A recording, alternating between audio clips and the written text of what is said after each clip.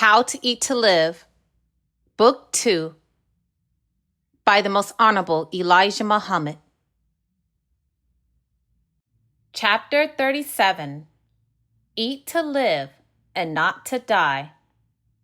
Of all the thousands and tens of thousands of instruction items on health issued by doctors and scientists regarding the type of food that we should eat, none of them is equal to the way that Allah, in the person of Master Fard Muhammad, to whom praise is due forever, has taught us. Eating one meal a day, one meal every other day, or one meal every 3 days is a better way to obtain good health and long life than all of the tens of thousands of pamphlets and books authored by doctors, quack doctors, and would-be doctors. The Divine points out the best way that will produce good health. We should not stuff our stomachs with food just because we have the food to put in our stomachs 3 times a day. Some people are foolish enough to think eating 3 or 4 times a day is really the way to obtain good health. But take a second thought of what you are doing. You keep your stomach working all the time, trying to digest the surplus food for which your stomach has not even asked. He, Master Fard Muhammad, God in person, taught me never to eat when I am not hungry. He taught me to wait until I am fully hungry, then to eat until I am full, and not to eat again until I am really hungry. This is common sense. The pig eats all the time. The chicken eats all the time, as long as you give them food to eat. And their span of life is significantly short.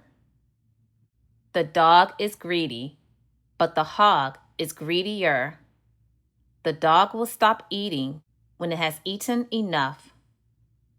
If you continue to feed it, it will try to store the food until such time that it is hungry.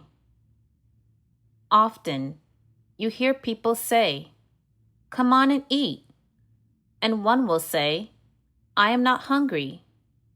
The reply is, "Eat before you get hungry." This is most unwise. It is inviting sickness and death. The mucus-forming foods eaten by the people should be replaced with such less mucus-forming foods as plenty of vegetables and fruits. Whole wheat bread should be eaten instead of white bread, which is mucus-forming. Let us try not to eat so much meat, especially animal flesh. No meat is good for good health and longevity. We must stop eating meat gradually, because actually, meat is not by nature a food for human consumption. Eating one meal once a day or once every 2 days with no meals between gives the body time to rest the digestive machinery after the previous meal. And this gives the blood time to purify itself of the poison from the last meal.